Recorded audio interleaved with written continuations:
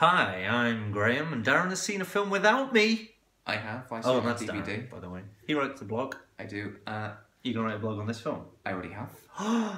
What could it be? The King's Speech. Oh, the King. Wait, what? What? Why would what? What? You wrote this blog ages ago? Well, I saw the film again the other day. Oh, didn't we do a video on this already? No. All right. So I haven't seen it yet. Still, Do you know what it's about? Tom Hooper. Well done. Yeah. Films a man, Colin Firth. Yeah. Who's pretending to be. It was acting. Whatever. I haven't seen it, so I don't know if he's any good. But yeah. So Colin Firth pretending to be king. Make a guess. They've all got one of four names, haven't they? Is Yeah. it Henry? Is it George?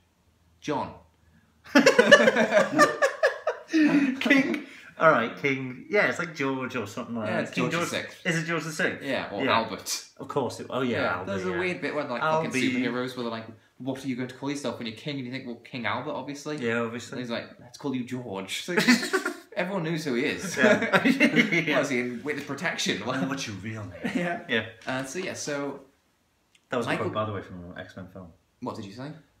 What's your real name? Oh, yeah, of course. Where Magneto says it. Yeah. I No, get what's you. your real Pyro? Anyway, go on. So Michael the film's Gambon good. is his father and he's about to die and drop dead. Yes. Guy Pearce is the next in line, but Guy Pearce is Is this a biopic? Almost. Well, Does somebody take on the mannerisms of another character, maybe? What are you talking about? Just curious. Yeah, Colin Firth takes on the mannerisms of King George VI. Oh, that's interesting. Carry on. What do you mean that's interesting? What do you think acting is? It's just interesting because it's say if Michael Fassbender doesn't take on the mannerisms of I don't know Steve how Jobs. accurate. I don't know how accurate Colin Firth's performance as King George, whatever it is. Well, who would? They don't have film cameras in those days. What days? The days of yore. What day do you think King George VI was in charge, dates wise? It was like the. It's like the eight. Well, it's like the. Give me a century, let's go. 18. No. 19. Yeah. Really? Yeah. I don't remember him. Well, you are old. Anyway, so. What years? When did he die? What?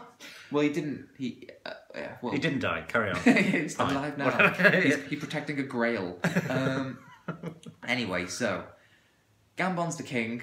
No, he's not. Yes, he is. When he dies, Guy Pearce is going to take over. What? What now? Wayland. I don't understand what's going on. Guy Pearce is where's his Colin son, Firth fit into all this? He is Guy Pearce's brother. But if you know anything about your history, Graham, you'll know that Guy Pearce was fucking some divorcee. And they were both kind of Nazi sympathisers at the time, Guy Pearce and Wallace Simpson. Don't know the actor's name, don't know the person he was playing, so let's confuse things. Okay. So, Gambon dies. Guy Pearce is like, oh, shit. He doesn't last very long. He abdicates, he has no kids. Next in line is Colin Firth. However, he has a problem. He can't speak because he's got a massive stutter. And this is at the time that radio's kicking in, so everyone's going to expecting him to do addresses on the radio and whatnot. But he's like, can't do it. Going to war and stuff like that. Like you need to. Is that true? Which war, Graham? Falklands. The Falklands. Do you think this is the 80s? It doesn't matter. My point is that it seemed then like you knew because it is World War II. Yeah, I know. To which I'm going to question then, why did you think it was the 1800 and something? World War II? Yeah. We didn't have King Albert. Who do you think was the king during the Second World War? Or Queen, in fact? Churchill. I bet you do. I did for a moment, and then I said it as a joke. It's funny you should say that because the worst thing in this movie is, you need to get closer so we hear, is Timothy Spall, who plays Churchill. And actually, go back to what you were saying about impressions. His is an impression. It's really rubbish. Right, so you've got impressions and you've got acting. Yeah, exactly. Yeah, okay. Yeah, which goes back to the Eddie Deagle movie we were talking about a minute ago. Yeah. We didn't mention that in this video, but yeah, go on. Anyway, so Colin Firth is very good, so he goes to speech lessons because he can't talk properly with Jeffrey Barbossa's character. Don't know his name. And Jeffrey Barbossa? Jeffrey Rush, sorry. Oh my god. Jeffrey Rush. It took me a second to think like, wait, who's he talking about? Yeah, he gives this. So Wallace Simpson was married to Guy Pearce, but he abdicated so Colin Firth took over and he got lessons from Captain Barbossa. Jeffrey Barbossa. Yes.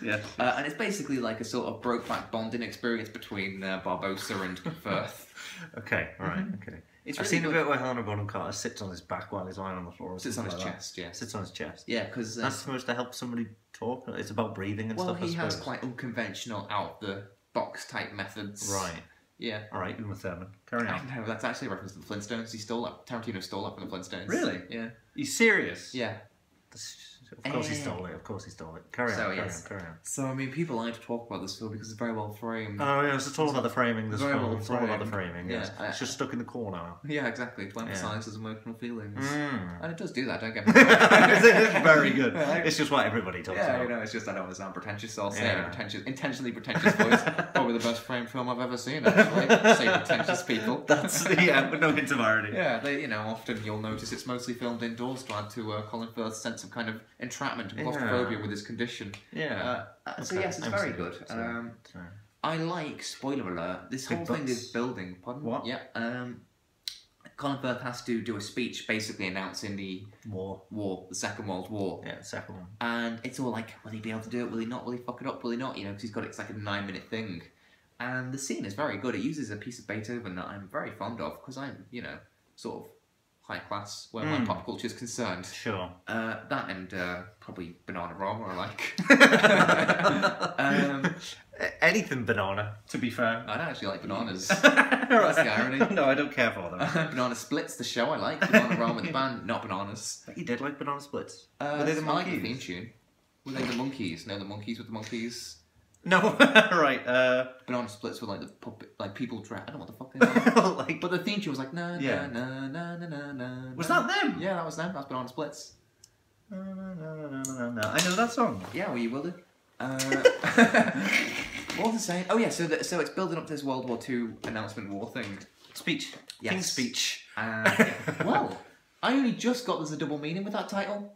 Well, it's about his speech and the speech. I always just assumed it was about the speech at the end. I was about to put on. I was like, what the fuck? That means his actual speech as well. The way he talks. I hadn't gone to it until you actually brought it up, and I thought, oh, there is 2 meanings. Well, maybe we've just introduced other people to that as well. Hopefully. So you heard it here. Probably last, really. It's been a while. So it's just this really like well done scene where he's like the tension, you know, it's like because he's trying to read this thing without ballsing up, and everyone like Jeffrey Rush is like, you know, on the edge of his seat, like, you know, spurring him on and like, you know, giving him congratulations when he says words right, stuff like a fucking idiot. Anyway, and then he does it and he gets through the whole thing. Yeah. It's kind of a spoiler alert, but it's history, so fuck you. And he doesn't really balls up that much, you know, he kind of stammers on a few words, but it's not the end of the world. Yeah, it's all a bit white knuckle, a bit tense like. And it's like the end of Rocky then, like you were expecting him to shout out for Adrian, like everyone's like high-fiving him and like, you know, slapping him on the back and smiling and saying, well done, sir, well done. And you think, this is a weirdly uplifting end to a film in which we've just announced the deaths of millions of people, the onset of World War II. Our own people as well as the world's. Yeah, what an interesting way to make me feel cheerful. We should go to war every week. Well, you know, some people might agree. Yeah. Fascists. Call them. Or the royal family, as they're also known. Whether you like the royal family or dislike the royal family, this film will appeal to your, you know, views on them. I think you see what you want to see. Okay. Because I see them as fucking useless. And it really irritates me. But I'm sure that if you liked them, you'd think, oh yes, they did a good job declaring war. They helped the economy. I can't be bothered arguing at this point now. No, but they start wars, so they help the economy through wars. Yes. Anyway. So yeah, why haven't you seen it yet? It's been out like 5 years. Just never came across it. You never came across it? Yeah, no, it just never happened. It annoyed me that it won Best Original Screenplay in 2010 at the Oscars. It came out the same year as Inception. Right. And one of them is based on a true story and people's diaries. Yeah. One of them is some mental James Bond movie set in somebody's head. Yeah. Comes straight out of, completely originally out of no one's head. Yeah, more or less. So you should check it out. Yeah, I will. And what do you think about the viewers? Yeah, they should as well. They should watch it. They've probably already seen it. Most people have. Yeah. I don't know why I'm so behind on this. And you know, you wonder why I don't know about like the history of it and stuff like that. Why I haven't seen the film. So yes, and you do have to learn about things through watching films as opposed to just common sense and knowledge. That's how you do it. Yeah, well, I watch films, so I don't need anything else. Okay, you have done your homework then. All right. Yeah. My one. All right. Turn it off. You turn it off.